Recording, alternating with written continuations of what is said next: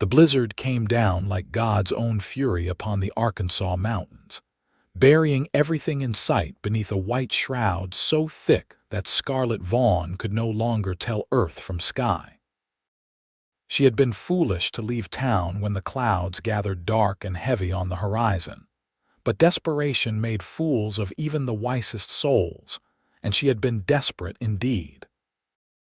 Her father's ranch, 3 days' ride from Eureka Springs, was all she had left in this world after the fever took her mother last spring, and the bank's letter crumpled in her coat pocket threatened to take even that away. She had come to town seeking a loan, seeking mercy, seeking anything that might save her family's legacy. But the banker had looked at her like she was nothing more than a nuisance, a woman playing at business in a man's world. Now, as the wind howled through the pine trees and her mare stumbled for the 3rd time in as many minutes, Scarlett wondered if pride would be the death of her. The cold had seeped through every layer of clothing she wore, turning her fingers numb inside her gloves and making her teeth chatter so violently she bit her tongue. Blood, warm and copper-tasting, filled her mouth. She tried to urge Daisy forward, but the mare was exhausted, her breath coming in great plumes of steam that the wind tore away instantly. The world had become nothing but white and cold, and the terrible certainty that she had made a fatal mistake. When Daisy went down, Scarlett barely had time to throw herself clear. She landed hard in a snowdrift, the impact knocking the wind from her lungs. For a moment, she lay there gasping, watching fat snowflakes spiral down from a sky she could not see. Her mare struggled to rise, but her legs kept sliding out from under her on the ice hidden beneath the fresh snow. Scarlett crawled to her horse, her own legs shaking with cold and exhaustion, and ran her hands over Daisy's trembling flanks. "Come on, girl," she whispered, her voice barely audible over the wind.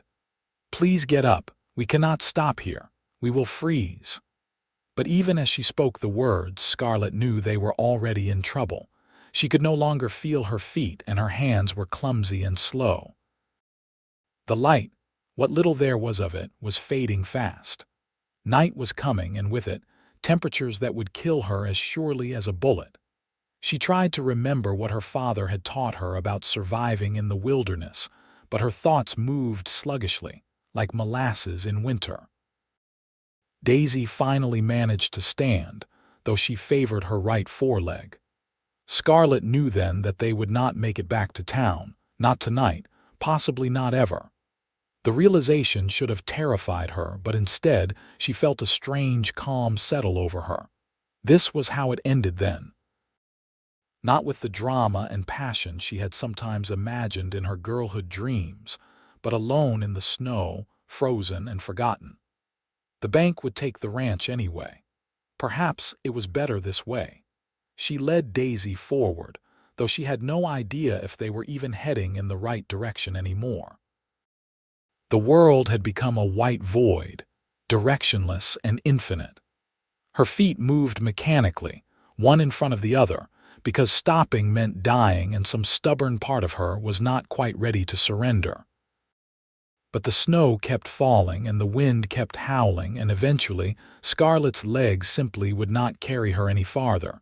She collapsed against a large boulder, or perhaps it was a fallen tree trunk. She could not tell through the snow. Daisy pressed close to her, offering what warmth she could. Scarlett wrapped her arms around her horse's neck and closed her eyes. The cold did not seem quite so terrible now. In fact, she was starting to feel almost warm, which some distant part of her mind recognized as a very bad sign. But thinking was so difficult, and sleep seemed so inviting. Her last conscious thought was a prayer, not for salvation, because she was past that now, but for forgiveness. "Forgive me, Papa, for failing you. Forgive me for letting the ranch go. Forgive me for not being strong enough." Then the white world faded to black, and Scarlett knew nothing more.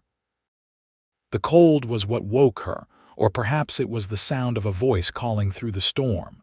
She tried to open her eyes, but her lashes were frozen together. Strong hands touched her face, and she felt warmth, blessed warmth, against her frozen skin. "Madam, madam, can you hear me?" "Jesus, you are near frozen solid." The voice was male, deep and rough with concern. Scarlett tried to speak, but her jaw would not work properly. She managed a small sound, somewhere between a whimper and a groan. "That's it, stay with me now. I am going to get you out of here, but I need you to stay awake. Can you do that for me?" She felt herself being lifted, cradled against a chest that radiated heat like a furnace. She wanted to burrow into that warmth, to steal every bit of it for herself, but she also wanted to protest, to tell this stranger that he needed to help Daisy too. Again, she tried to speak, and this time a few broken syllables emerged. "Horse. My horse. I have got her too, do not worry. I have got you both. Just hold on." Scarlett tried to do as he asked, but consciousness kept slipping away from her like sand through her fingers. She was aware of movement, of the world shifting around her, of that steady warmth pressed against her frozen body.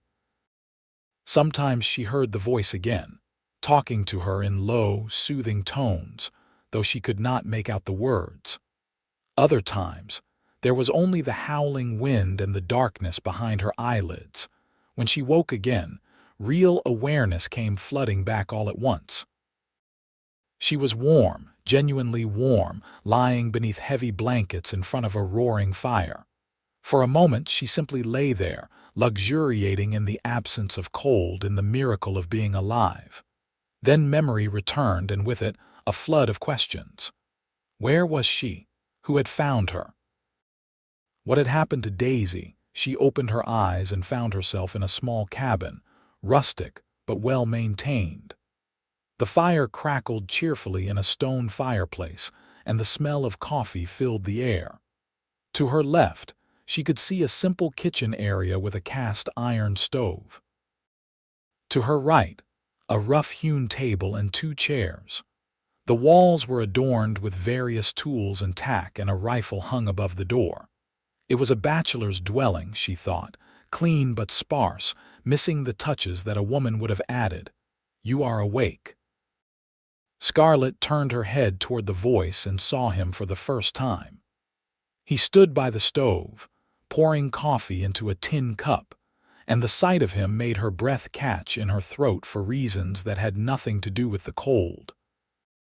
He was tall, easily over 6 feet, with broad shoulders and the lean, muscular build of a man who made his living through hard physical labor.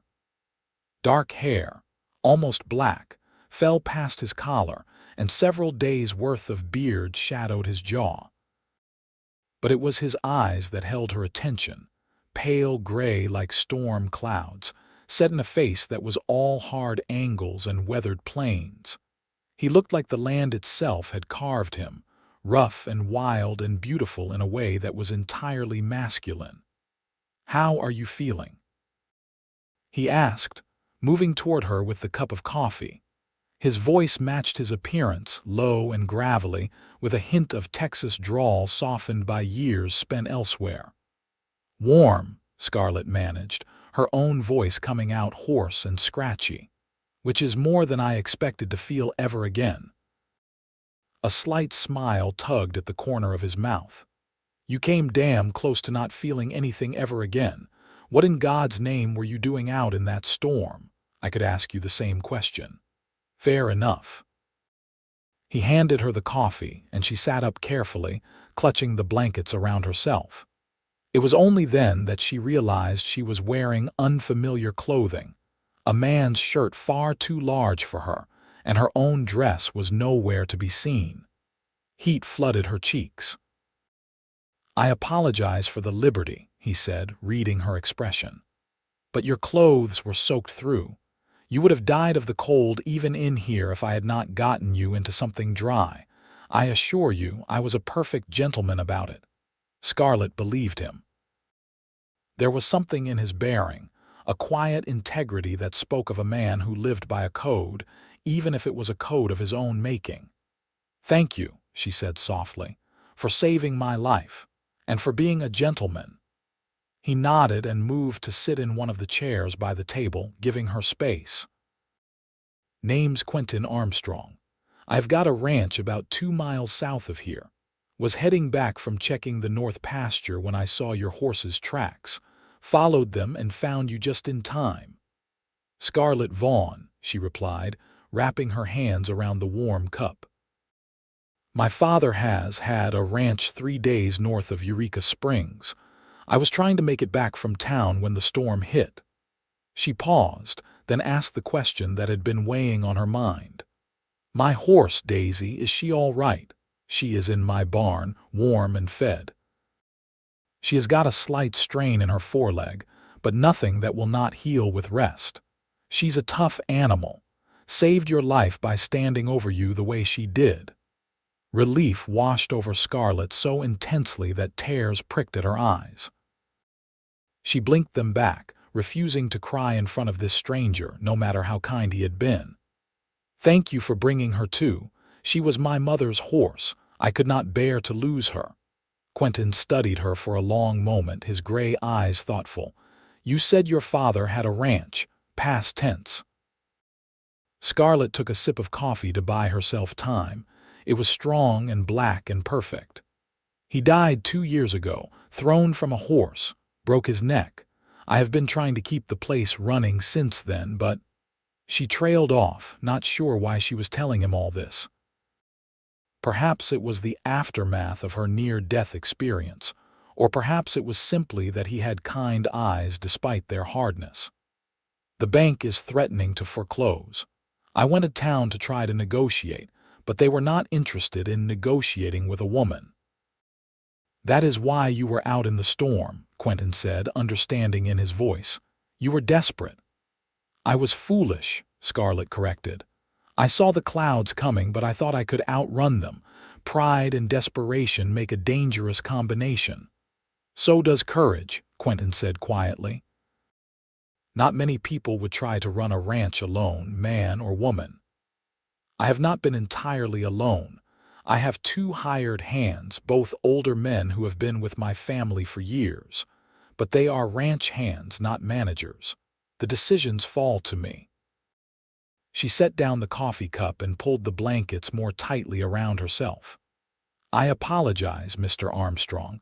You saved my life, and here I am burdening you with my troubles." "It is no burden, and call me Quentin. Mr. Armstrong was my father." He stood and moved back to the stove. "You must be hungry. I have got stew that has been simmering. Nothing fancy, but it will fill you up."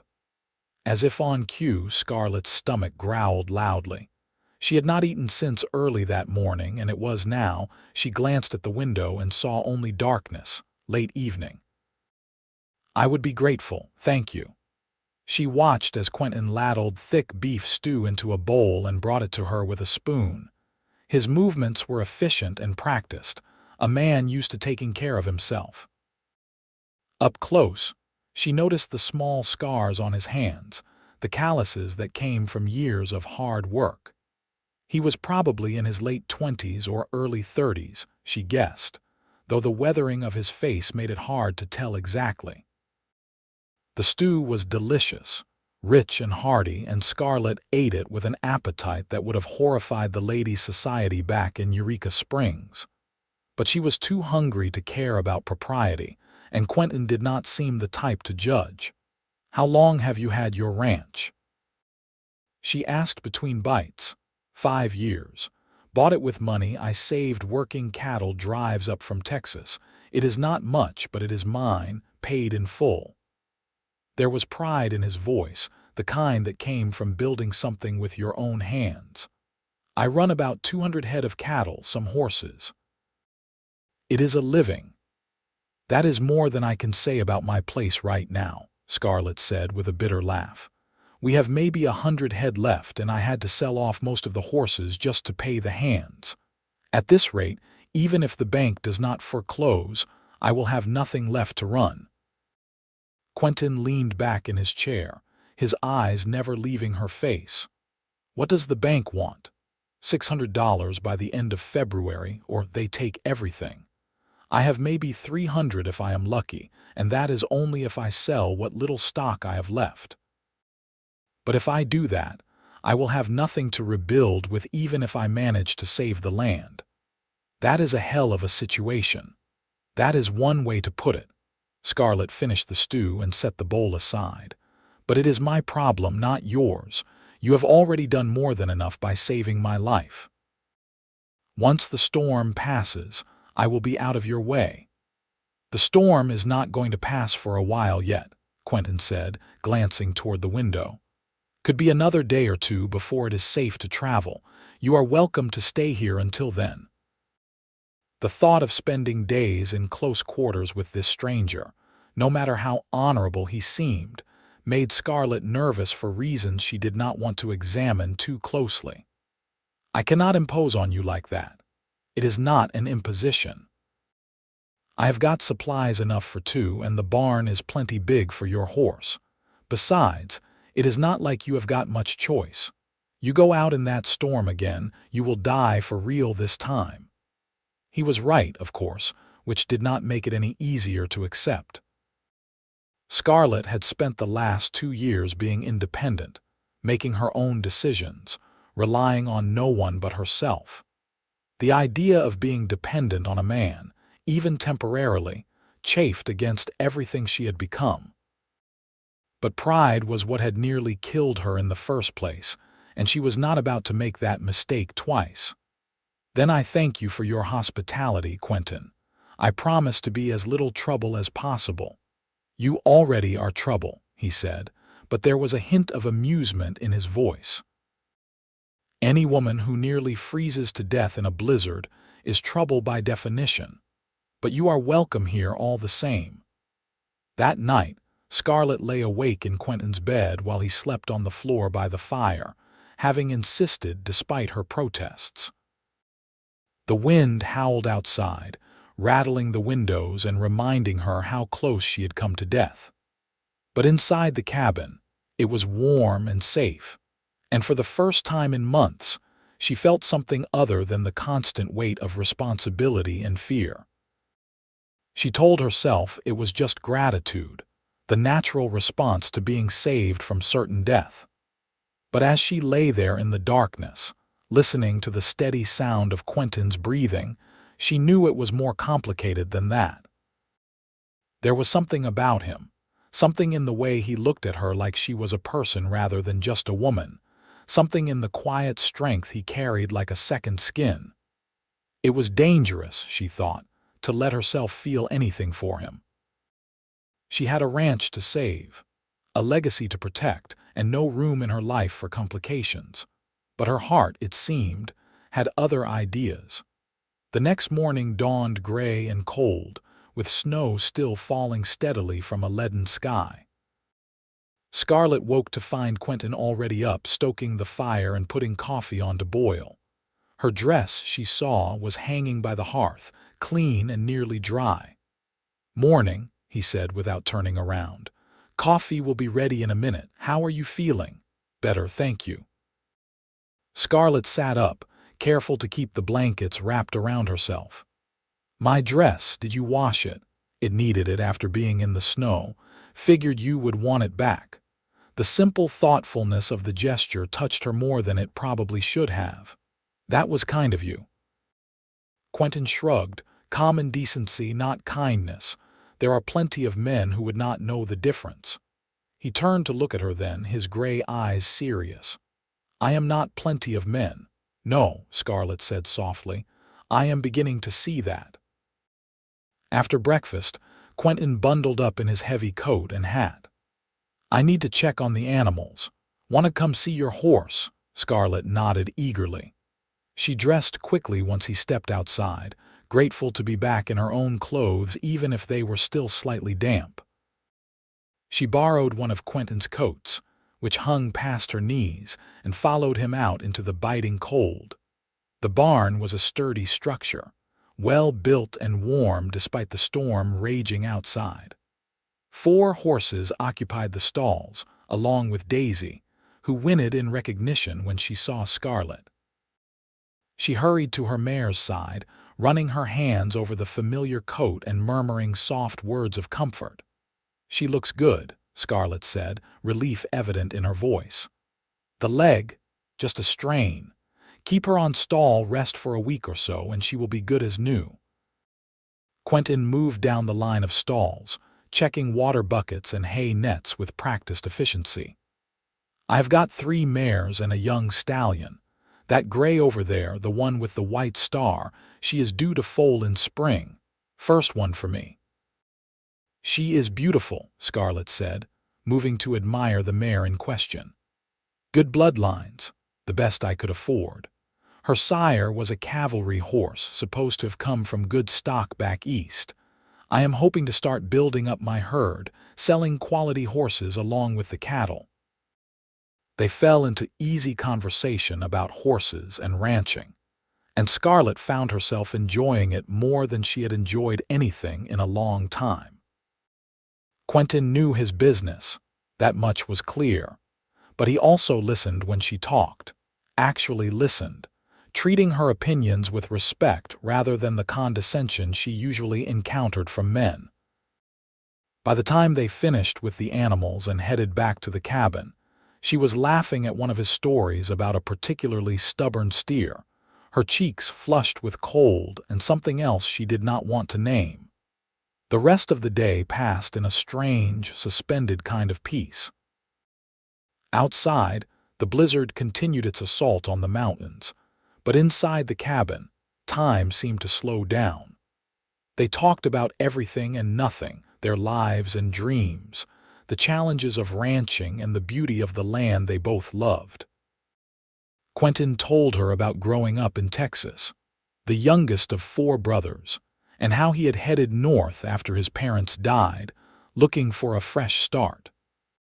Scarlett shared memories of her childhood, of her mother's gentle strength and her father's booming laugh, of the ranch before hard times and heartbreak had changed everything. As evening fell, Quentin taught her to play poker, dealing cards on the rough table while the fire crackled behind them. Scarlett had never been much of a gambler, but she found she enjoyed the game, especially when she managed to bluff him into folding a winning hand. "You are a natural card sharp," Quentin said with mock indignation. "Here I thought I was playing with an innocent rancher's daughter." "Never underestimate a woman," Scarlett replied, grinning as she raked in her pile of matchsticks that served as chips. "We learn early how to hide what we are really thinking. That is a terrifying thought." But he was smiling as he said it, and Scarlett felt her heart do a strange little flip in her chest. That night, she insisted he take the bed while she slept by the fire. They argued about it for nearly 20 minutes before finally compromising. They would share the bed, fully clothed, with a line of blankets between them like some ridiculous medieval courting ritual. It was awkward and uncomfortable and strangely intimate all at once, lying there in the darkness with only a few layers of wool between them. "Scarlett," Quentin's voice came soft through the dark.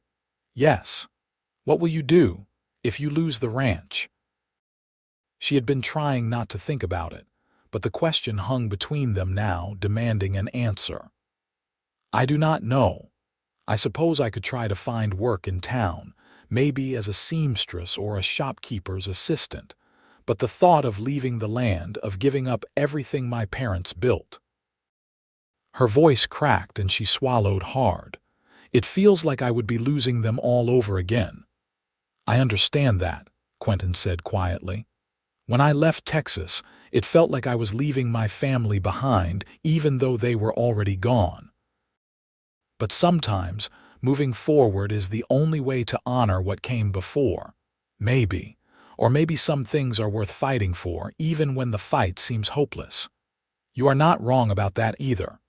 She heard him shift in the darkness. "For what it is worth, I think you are doing a hell of a job. Not many people could have kept going as long as you have." The compliment warmed her more than the blankets. "Thank you, Quentin. That means more than you know." They fell silent then, but it was a comfortable silence, the kind that exists between two people who have begun to understand each other. Scarlett lay awake for a long time, listening to the storm and the sound of Quentin's breathing, and wondered what it would be like to have this every night, this sense of not being alone in the world. The third day brought a break in the weather. The snow had stopped falling and weak sunlight struggled through the clouds. Quentin went out early to assess the situation and returned with good news. The main trail was passable, though it would be slow going. "I will take you back to town," he said over breakfast.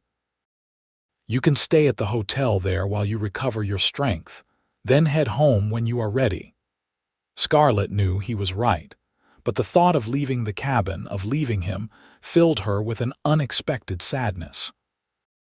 These 3 days had been a respite from the harsh reality of her life, a moment out of time when she could just be herself, not the struggling ranch owner or the woman trying to survive in a man's world.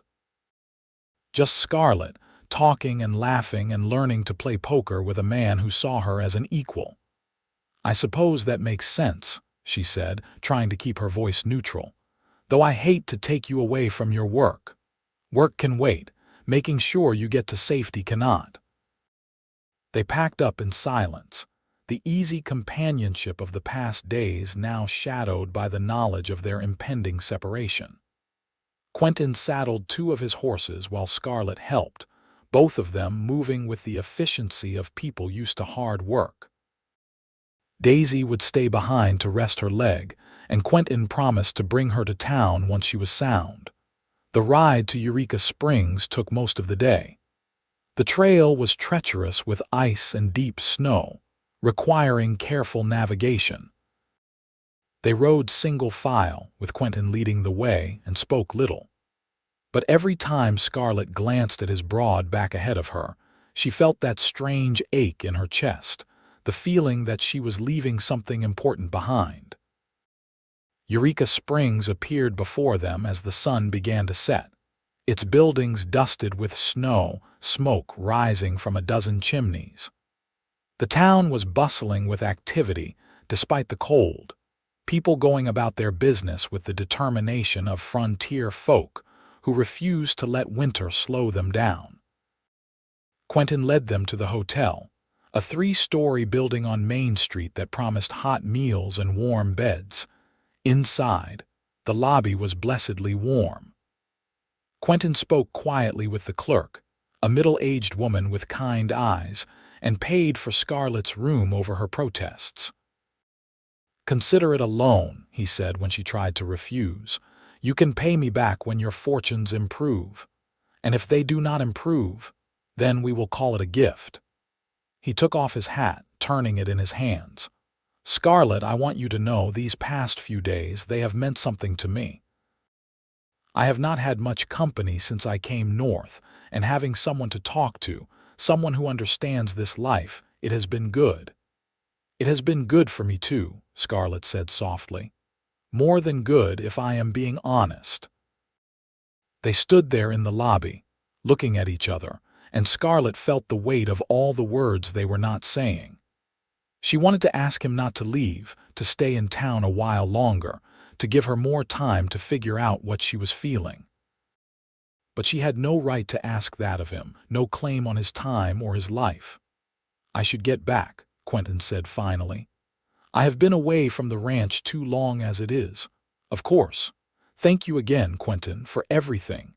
He nodded, settled his hat back on his head, and turned to go. But at the door he paused and looked back. "Scarlett, if you ever need anything at all, my ranch is always open to you. I meant what I said. I will be your shelter anytime you need one." Then he was gone, disappearing into the gathering dusk, and Scarlett was left standing in the lobby with an ache in her heart she had not expected, and did not know how to heal. The next 2 weeks passed in a blur of harsh reality. Scarlett returned to her ranch, making the journey with the supplies Quentin brought when he delivered Daisy as promised. Their goodbye had been brief, almost awkward, both of them seeming to feel the weight of something unspoken. Then Scarlett threw herself into the work of trying to save her home. She sold what cattle she could spare, worked her fingers raw mending fences and fixing equipment, did everything possible to scrape together the money the bank demanded. Her two hired hands, Samuel and Henry, did their best to help, but they were old men, and the work was hard. Every night, Scarlett fell into bed exhausted, too tired even to dream. But despite her best efforts, when the end of February came, she was still $200 short. She sat in the ranch house kitchen, staring at the bank notice that had arrived that morning, and felt the last of her hope drain away. It was over. After generations of Vaughns working this land, it would pass into the hands of the bank, to be sold to the highest bidder. All her father's work, all her mother's dreams, all her own struggle, had been for nothing. She was still sitting there when someone knocked on the door. She almost did not answer, too lost in her despair to care about visitors. But the knocking persisted, and finally she dragged herself to her feet and pulled open the door. Quentin stood on her porch, hat in hand, looking at her with those storm-gray eyes. "Hello, Scarlett." For a moment she could not speak. She had thought about him constantly over the past 2 weeks, remembered their conversations and the way he made her laugh, the way he looked at her like she mattered. But she had convinced herself that those few days in the cabin had been an aberration, a moment out of time that could never be repeated. Seeing him here now made something crack open in her chest. "Quentin, what are you doing here? May I come in?" She stepped back, allowing him to enter. He looked around the kitchen with interest, taking in the simple furnishings, the wood stove, the homey details that spoke of a family who had lived and loved here. When his gaze fell on the bank notice lying on the table, his jaw tightened. "So they are going through with it. How did you know?" "I asked around in town, found out you were short of the payment." He turned to face her fully. "Scarlett, I have got a proposition for you." Her heart, which had started to beat faster when she first saw him, now seemed to stop altogether. "What kind of proposition? Marry me?" The words hung in the air between them, impossible and perfect and terrifying all at once. Scarlett stared at him, certain she had misheard.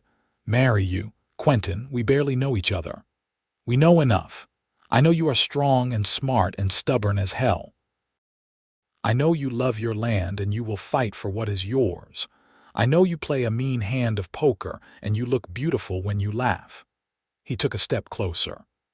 "And I know that I have not stopped thinking about you since the moment I found you in that snow.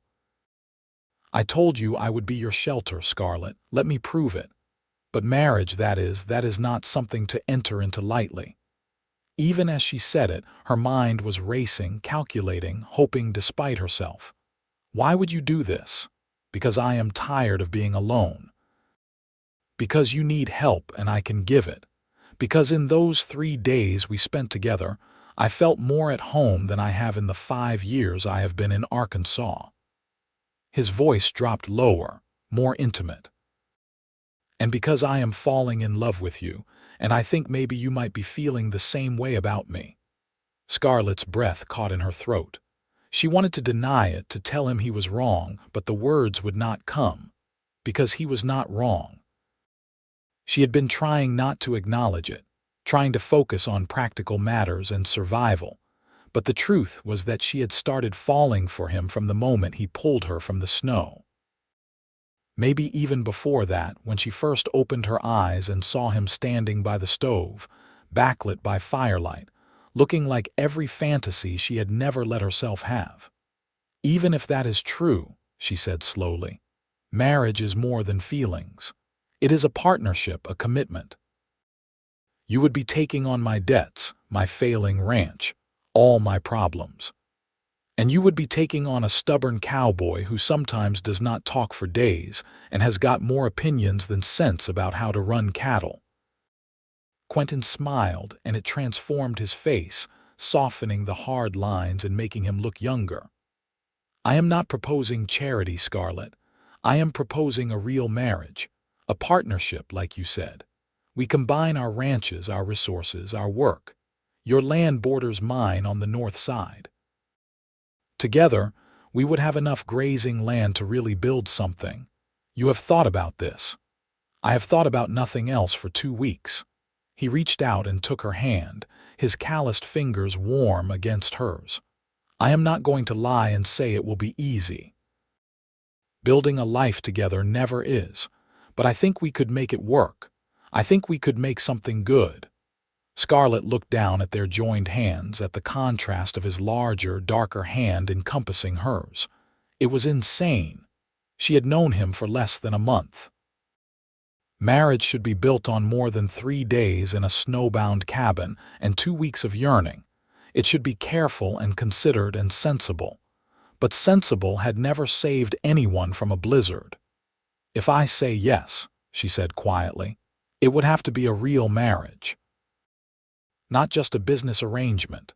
I have seen what happens to marriages of convenience, how they turn cold and bitter. If we do this, I need to know that you really want it. Want me. Quentin cupped her face in his hand, his thumb brushing across her cheekbone. Scarlett Vaughn, I want you more than I have wanted anything in my entire life. I want to wake up next to you every morning and fall asleep beside you every night. I want to build a life with you, have children with you, grow old with you. I want all of it, everything a marriage can be. But only if that is what you want too. Tears pricked at Scarlett's eyes, but for the first time in months they were not tears of despair. You are sure? You are really sure? I have never been more sure of anything. She searched his face, looking for any sign of doubt or hesitation, but found only certainty and warmth and something that looked very much like love. And suddenly, the decision was not hard at all. Yes, she whispered. Yes, I will marry you. Quentin's face broke into a grin so wide and genuine that it made her heart soar. He pulled her into his arms, holding her tight against his chest, and Scarlett wrapped her arms around him and held on like he was the only solid thing in a shifting world. Because maybe he was. Maybe they could be that for each other. We should get married right away, Quentin said against her hair. Tomorrow, if possible. The sooner we are legally wed, the sooner I can help with the bank. Tomorrow, Scarlett repeated, slightly dazed. Her whole life was changing in the span of a single conversation, but somehow it felt right. It felt like the first right thing that had happened in years. They rode into Eureka Springs together the next morning, arriving at the small church just as the sun cleared the mountains. The preacher, a genial man with white hair and laugh lines around his eyes, agreed to perform the ceremony despite the lack of notice. Samuel and Henry, who had made the trip as witnesses, stood by looking pleased with themselves, as if they had somehow arranged the whole thing. Scarlett wore her best dress, a simple blue calico that her mother had made years ago. It was not a wedding dress by any stretch, but Quentin looked at her like she was wearing silk and diamonds. He had trimmed his beard and slicked back his hair, and in his clean white shirt and string tie he looked almost civilized. Almost, but not quite. There was still something wild about him, something untamed that matched the wilderness they both called home. The ceremony was brief but meaningful. As Scarlett repeated the vows that would bind her life to Quentin's, she felt the weight of what she was doing, but it was not a burden. It was more like an anchor, something to hold onto in the storm. When Quentin slipped a simple gold band onto her finger, his hand was steady and sure. "I now pronounce you man and wife," the preacher said with a smile. "You may kiss your bride, Quentin." Quentin cupped Scarlett's face in both hands and kissed her gently, almost reverently, and Scarlett felt something deep inside her shift and settle. This was right. They were right. Whatever challenges lay ahead, they would face them together. After the ceremony, they went directly to the bank. The banker, Mr. Thornton, looked less than pleased to see them. his expression growing even sourer when Quentin laid $600 on his desk. "Payment in full for the Vaughn Ranch note," Quentin said calmly, "plus interest. I believe that settles the matter." Thornton counted the money twice, his lips pressed into a thin line. "Where did you get this kind of cash?" "That is none of your concern. The note is paid. I want the deed and a receipt showing the loan is satisfied." The banker had no choice but to comply, though he did so with poor grace. As they left the bank with the deed safely in Scarlett's possession, she felt like she could breathe fully for the first time in months. The ranch was safe. Her family's legacy was secure, and she had a partner to help her rebuild. "Thank you," she said to Quentin as they stood on the street outside the bank. "I know that was your savings, your security. You did not have to do that." "Yes, I did. You are my wife now. Your problems are my problems, your victories are my victories. That is what this means." He took her hand, lacing their fingers together. "Now come on, Mrs. Armstrong. Let us go home." Mrs. Armstrong. The name settled over her like a warm blanket, comfortable and right. She squeezed his hand and smiled. "Yes, let us go home." They decided to move into the Vaughn Ranch house, as it was larger and in better repair than Quentin's bachelor cabin. Over the next weeks, they combined their households, moving Quentin's belongings and merging their herds. It was hard work, but Scarlett found she did not mind. Working alongside Quentin felt natural, like they had been doing it for years rather than weeks. Samuel and Henry took to their new boss with surprising ease. Quentin treated them with respect, listened to their advice based on years of experience, and pulled his weight with the labor. Within a month, it was hard to remember a time when he had not been part of the ranch, but it was the nights that Scarlett treasured most. Those first few weeks of marriage, they learned each other slowly, carefully. Quentin was a patient and considerate lover, taking his time to ensure her comfort and pleasure. On their wedding night, in the big bed that had been her parents', he had held her close and asked if she was sure, if this was what she wanted. "I am sure," she had whispered, and then showed him with her hands and her lips and her body just how sure she was. They fell into an easy rhythm, working hard during the day and finding solace in each other at night. Quentin taught her things about ranching she had never known, while she shared the knowledge passed down through generations of Vaughns. They argued sometimes, both of them too stubborn and strong-willed to always agree, but they learned to talk through their differences, to compromise and find middle ground. As winter gave way to spring, the ranch began to flourish. The combined herds thrived on the expanded grazing land. Quentin's gray mare foaled successfully, producing a strong colt with his mother's bloodlines. They hired 2 more hands to help with the increased workload, younger men eager for steady employment. Money was still tight, but it was no longer a desperate struggle for survival.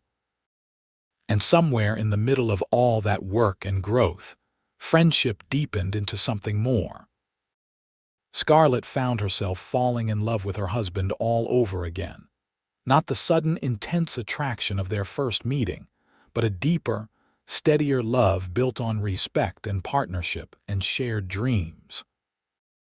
She loved the way he brought her coffee in the morning, the way he asked her opinion on ranch decisions, the way he held her at night like she was precious.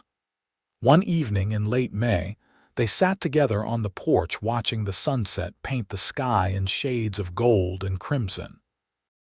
Scarlett leaned against Quentin's shoulder, his arm warm and solid around her waist.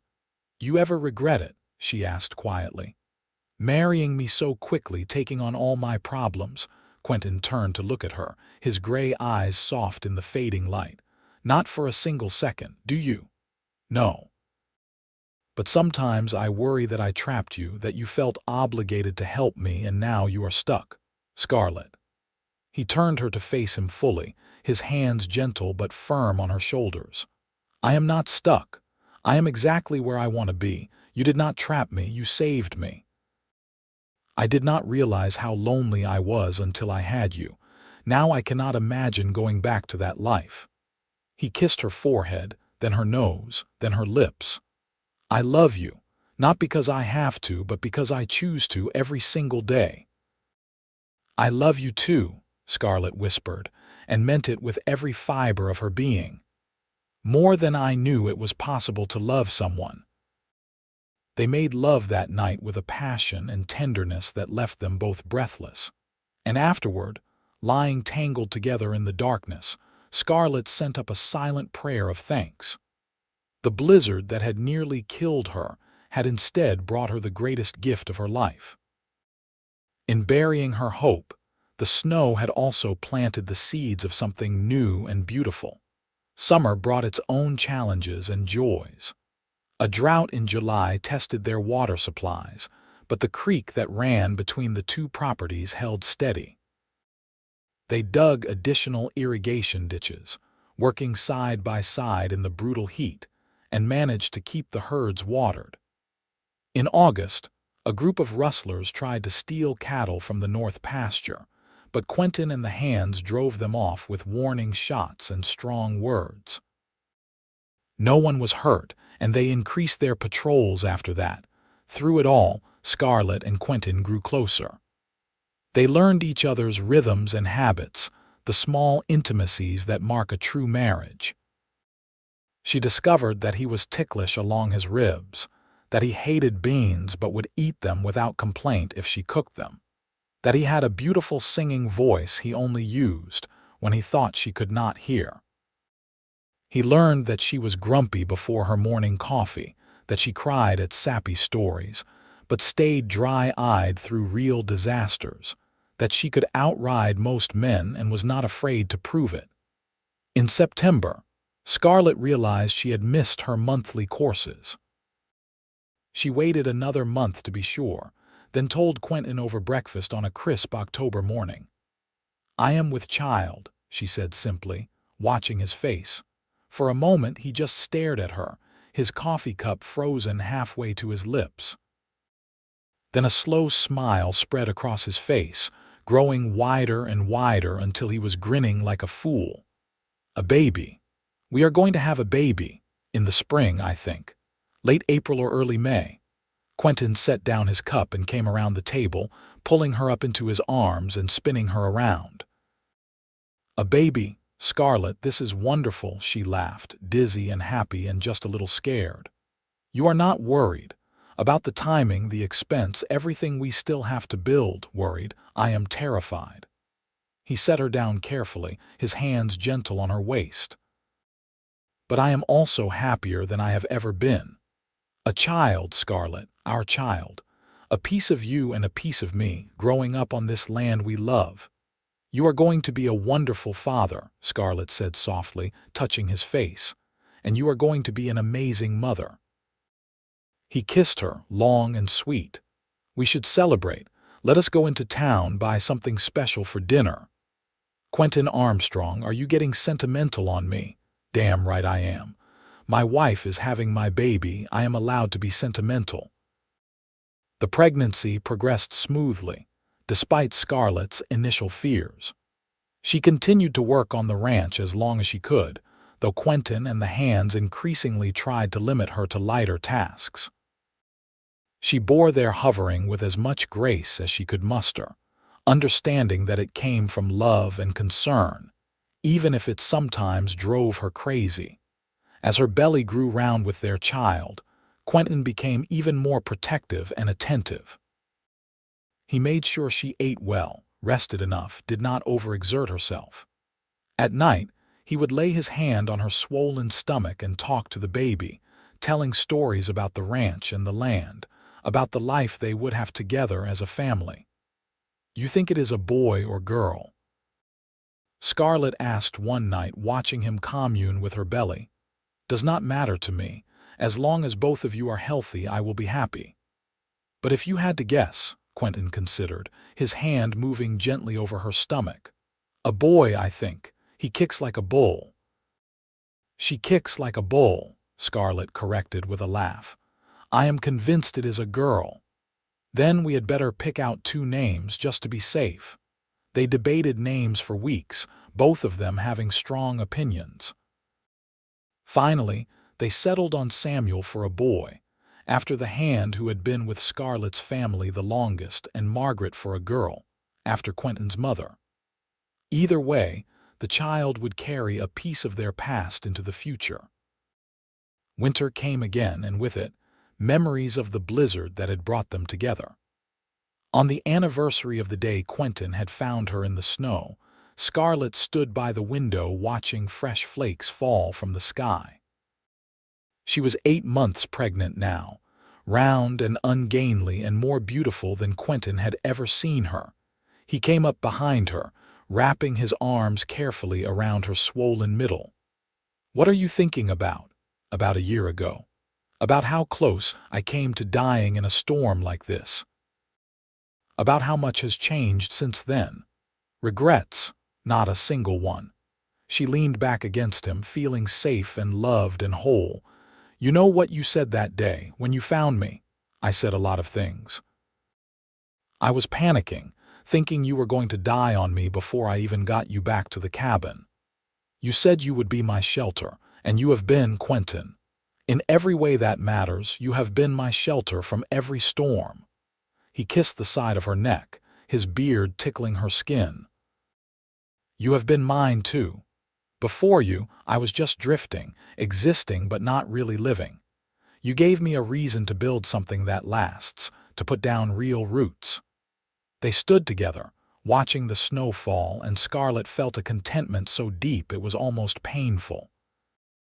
This was what she had been fighting for all those months when she thought she was just fighting to save a ranch. Not the land itself, though that mattered, but the idea of home, of family, of belonging somewhere completely. She had found all of that with Quentin. Margaret Rose Armstrong arrived on a warm evening in late April, just as the apple trees were blooming. The labor was long and difficult, and there were moments when both Quentin and the midwife were genuinely worried. But Scarlett was strong, strengthened by a lifetime of hard work and hardship, and she pushed through the pain with grim determination. When the midwife finally placed the squalling infant in her arms, Scarlett looked down at the tiny, red-faced creature and felt her heart expand in ways she had not known were possible. The baby had Quentin's dark hair and what looked like it might be her mother's nose, and she was absolutely perfect. A girl, Scarlett said wonderingly. I was right. Quentin, who had been pacing outside and was allowed in only once the birth was complete, came to the bedside and stared down at his daughter with an expression of complete awe. She is beautiful. She looks like you. She looks like herself, Scarlett corrected, but she was smiling. Do you want to hold her? Quentin took the baby with exaggerated care, cradling her against his chest like she might break. Margaret quieted immediately, her tiny fist curling against his shirt. He looked up at Scarlett with tears in his eyes. Thank you, he said roughly. For her. For everything. For taking a chance on a crazy cowboy who showed up on your doorstep with a wild proposal. Best decision I ever made, Scarlett said softly, reaching out to touch their daughter's soft hair. They fell into the exhausting but joyful rhythm of new parenthood. Quentin proved to be a devoted father, getting up for night feedings and diaper changes without complaint, singing to Margaret in his deep voice to soothe her crying. Scarlett, despite her exhaustion, felt more fulfilled than she had ever imagined possible. The ranch continued to thrive under their joint management, and they hired additional help to pick up the slack while she recovered from childbirth. As Margaret grew from a tiny infant into a chubby, smiling baby, Scarlett and Quentin's love deepened even further. They had built something real and lasting, a partnership based on mutual respect, shared goals, and genuine affection. The challenges of ranch life never went away, but facing them together made them manageable, even rewarding. One evening in the fall, when Margaret was about 6 months old, they sat together on the porch as they often did, watching their daughter play with a wooden rattle Quentin had carved for her. The ranch sprawled around them, the combined land of the Armstrong and Vaughn properties, now simply known as the Armstrong Ranch. The herds were strong, the horses were breeding well, and they had paid off the last of their debts. They were not rich by any means, but they were comfortable, and more importantly, they were happy. "You remember what you said to me?" Scarlett asked, shifting Margaret on her lap. "That day you proposed." "I said a lot of things, most of them probably crazy. You said that in the 3 days we spent together in the cabin, you felt more at home than you had in 5 years. Do you still feel that way?" Quentin reached over and took her hand, his thumb rubbing across her wedding ring. "More than ever. This, right here with you and Margaret, this is home. Not just the land, though I love it. You are my home." Scarlett felt tears prick her eyes, but they were good tears, happy tears. "I love you, Quentin Armstrong, more than I can possibly say." "I love you too, Scarlett Armstrong. Always have, always will." They sat in comfortable silence as the sun set, painting the sky in brilliant shades of orange and pink. Margaret babbled happily, reaching for the colors she could not quite touch. Somewhere in the distance, cattle lowed, and closer by, one of the horses whinnied. It was the sound of a working ranch, of a life built through hard work and love. The years that followed brought both joys and challenges. 2 years after Margaret was born, Scarlett gave birth to a son they named James, a sturdy boy with his father's gray eyes and his mother's stubborn chin. 3 years after that, another daughter arrived, Catherine, who proved to be as wild and fearless as her father had been in his youth. The ranch continued to grow and prosper. They expanded their cattle operation, started breeding horses seriously, and eventually bought out the neighboring property to the east. Samuel and Henry both lived to see their grandfathers, treated like family, and when they eventually passed on in their old age, they were buried on the ranch they had served for so many years. Scarlett and Quentin grew old together, their love maturing and deepening with each passing year. They had their disagreements, sometimes quite heated ones, but they never went to bed angry, always talking through their problems until they found resolution. They supported each other through the loss of parents and friends, celebrated together when their children married and had children of their own, and faced every storm, literal and metaphorical, side by side. On their 25th wedding anniversary, their children threw them a party in the barn, decorating it with ribbons and flowers, inviting neighbors from miles around. As Scarlett danced with her husband, her gray-streaked hair escaping its pins and her face lined with years of smiling, she thought back to that desperate girl struggling through a blizzard, certain she was going to die alone. "What are you thinking about?" Quentin asked, his own hair now more silver than black, but his eyes still the same striking gray. "About how lost I was before I found you, or you found me, rather." "We found each other," Quentin corrected. "I was just as lost, I just did not realize it until I had you." "Do you ever wonder what would have happened if you had not gone out that day? If you had not followed Daisy's tracks?" "I try not to. That would have been a terrible world to live in." He pulled her closer, and she rested her head on his shoulder, still fitting against him perfectly after all these years. "But I think somehow we would have found each other anyway. Some things are just meant to be. You are getting romantic in your old age. I have always been romantic. You just bring it out in me." Scarlett laughed and let him spin her around the dance floor, surrounded by their children and grandchildren, by friends and neighbors, by the community they had helped build. This was her life, the one she had almost given up on, the one she had nearly frozen to death trying to save.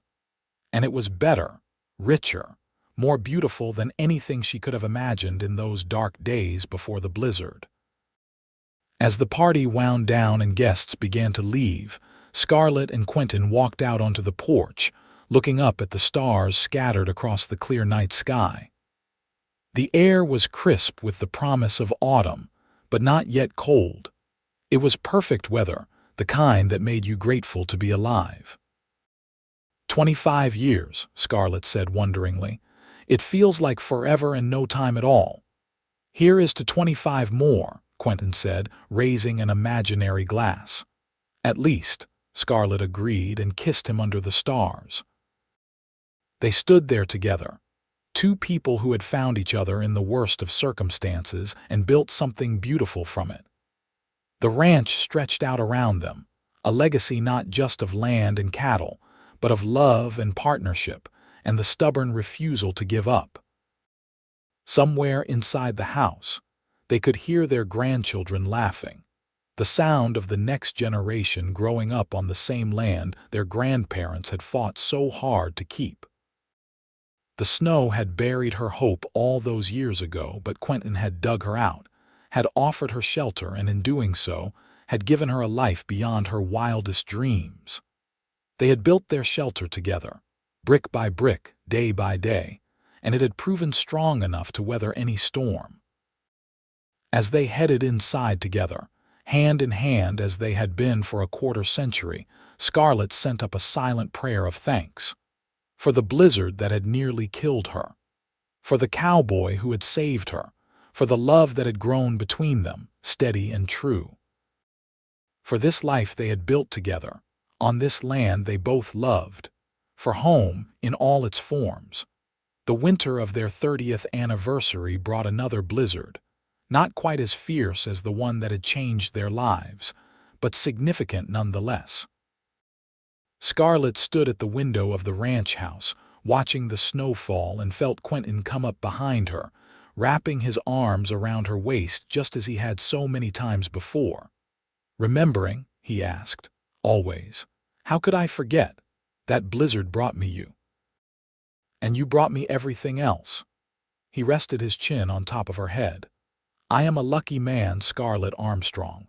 "We are both lucky," she corrected, turning in his arms to face him. At 53 he was still handsome, his face weathered by sun and wind but no less dear to her. "We found each other when we needed each other most. That is not luck, that is fate. Then I am grateful to fate for bringing me that blizzard, terrible as it was. And I am grateful to the cowboy who dug me out and promised to be my shelter. You kept that promise, Quentin. Every single day for 30 years, you have kept that promise.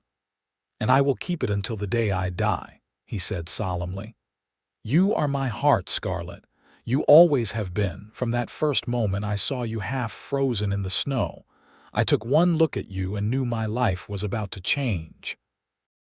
"And did it change for the better, for the best?" he corrected, and kissed her as the snow fell outside, blanketing the world in white. Their children were grown now, with families of their own. Margaret ran a horse breeding operation in Colorado with her husband, building on the foundation her father had started. James had taken over most of the day-to-day operations of the ranch, proving himself a capable manager with his mother's head for business and his father's skill with cattle. Catherine, wild as ever, had married a traveling veterinarian and moved between several ranches in the territory, helping animals and raising her own brood of fearless children. But despite the changes, despite the passing of time, the core of everything remained the same. The ranch thrived. The land endured. And Scarlett and Quentin's love, forged in the crucible of that terrible blizzard and strengthened by years of partnership, remained as strong as ever. They grew old together with grace and humor, supporting each other through the inevitable aches and pains of aging. When Quentin's back started giving him trouble, Scarlett hired additional hands to pick up the heavy work. When Scarlett's eyesight began to fail, Quentin read to her every evening by lamplight. They adapted and adjusted, always making room for each other's needs. On their 40th anniversary, they took a rare trip to St. Louis, leaving the ranch in James's capable hands. It was Scarlett's first time in a big city, and she found it overwhelming and exciting in equal measure. But what she remembered most was not the grand buildings or the bustling streets, but the way Quentin held her hand through all of it, anchoring her in the midst of chaos, just as he had anchored her through every storm they had faced together. "I am ready to go home," she told him after a week. "Me too," he agreed. "Cities are fine for visiting, but the ranch is where we belong." They returned to Arkansas, to the mountains and valleys they knew by heart, to the ranch that bore their name and their legacy. And they were happy in the simple, profound way that comes from a life well lived with the right person. Scarlett was 68 when Quentin fell ill. It started as a cough that would not go away, then progressed to a fever and weakness. The doctor, summoned from town, diagnosed pneumonia and shook his head gravely.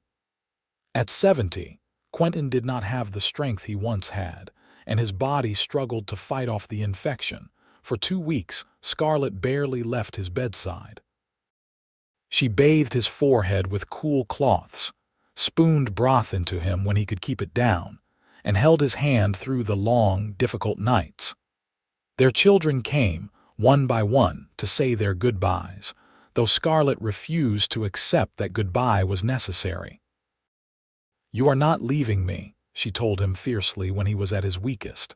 "Do you hear me, Quentin Armstrong?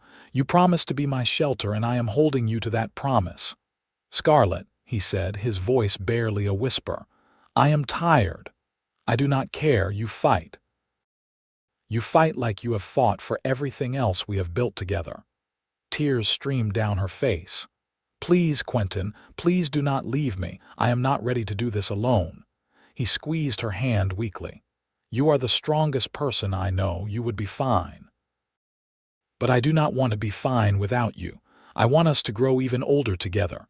I want to bounce more grandchildren on our knees and argue about cattle prices and sit on the porch watching sunsets. I want more time." "I want that too," he admitted. "More than anything."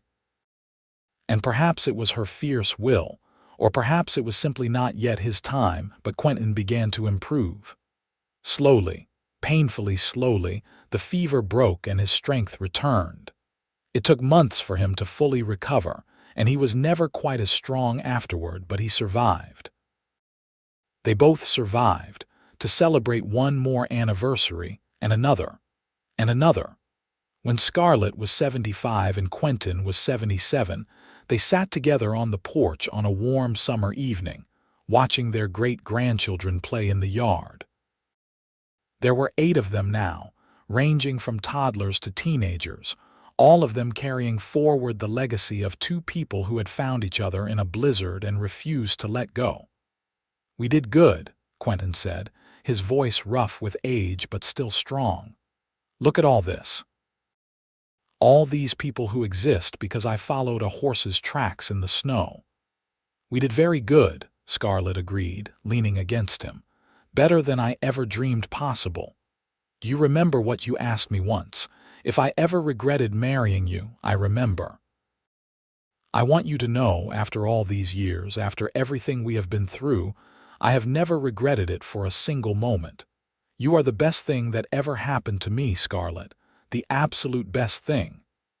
And you are mine," she said softly, "my shelter in every storm. My partner in everything. My love always." They sat in comfortable silence, watching the sun set on another day, another year, another chapter of their long, beautiful life together. And if either of them thought about mortality, about the inevitable end that awaited them both, they did not speak of it. There was too much life still to be lived, too much love still to be shared. Scarlett Armstrong passed away peacefully in her sleep at the age of 82, with Quentin holding her hand just as he had held it through everything else. He followed her 6 months later, his heart simply giving out one morning as he sat on the porch watching the sunrise. Their children found him there, a slight smile on his face, as if he was pleased to be reunited with the woman he had loved for more than half a century. They were buried side by side on a hill overlooking the ranch, under the shade of an old oak tree that had been there when Quentin first bought the land. Their headstone was simple, bearing their names and the dates of their births and deaths, and one additional line that their children had chosen carefully: two souls found in a blizzard, united forever. The ranch continued, passed down through the generations just as they had hoped. Their great-great-grandchildren worked the same land, raised cattle and horses in the same valleys, and told stories about the couple who had founded it all. The story of how they met became family legend, embellished perhaps but no less true at its core. A woman who refused to give up, a man who offered shelter, and a love that proved stronger than any storm. And on winter nights when the wind howled and the snow fell thick and heavy, blanketing the Arkansas mountains in white, some swore they could see two figures standing on the hill by the oak tree, holding hands and watching over the land they had loved so well. Whether it was truly their spirits or just the play of moonlight on snow, no one could say for certain. But the people who knew the story, who understood the depth of love that had built the Armstrong Ranch, liked to think it was real, because a love like that did not simply end with death. It endured, woven into the very fabric of the land, as eternal as the mountains themselves. And in the ranch house, now occupied by the fourth generation of Armstrongs, a framed letter hung on the wall. It was yellowed with age, the ink faded but still legible. Quentin had written it to Scarlett on their 25th anniversary, and she had treasured it until her death. My dearest Scarlett, 25 years ago today, I married you in a small church in Eureka Springs, and it was the smartest thing I ever did in my entire life. You were taking a chance on me, on us, on a future that was uncertain at best. But you were brave enough to take that chance, and I have spent every day since trying to be worthy of your faith in me. You are my partner, my best friend, my greatest love. When I found you in that blizzard, I thought I was just saving a life. I did not realize I was finding my own. Thank you for saying yes. Thank you for building this life with me. Thank you for being my shelter just as much as I have tried to be yours. Here is to 25 more years of love, laughter, hard work, and watching sunsets together. All my love now and always, Quentin. Below it, in Scarlett's elegant script, was her response. My darling Quentin, you gave me everything when I had nothing left to give. You saw me not as a burden or a problem to be solved, but as a partner and an equal. You loved me when I was too broken to love myself, and you helped me rebuild not just a ranch, but a life. I would choose you 1,000 times over, in every lifetime, in every storm. You are my heart, my home, my shelter. Thank you for digging me out of the snow all those years ago. Thank you for every day since. I love you more than words can express. Forever yours, Scarlett. These letters, more than any deed or property record, were the true legacy of Scarlett and Quentin Armstrong. They were proof that love could be found in the most unlikely circumstances, that two people could build something lasting even when the odds were stacked against them, and that the promises we make to each other, to be shelter and support and partner, are the most important promises of all. The blizzard had buried her hope, but the cowboy had dug her out. He had said, I will be your shelter, and he had kept that promise every day of his life.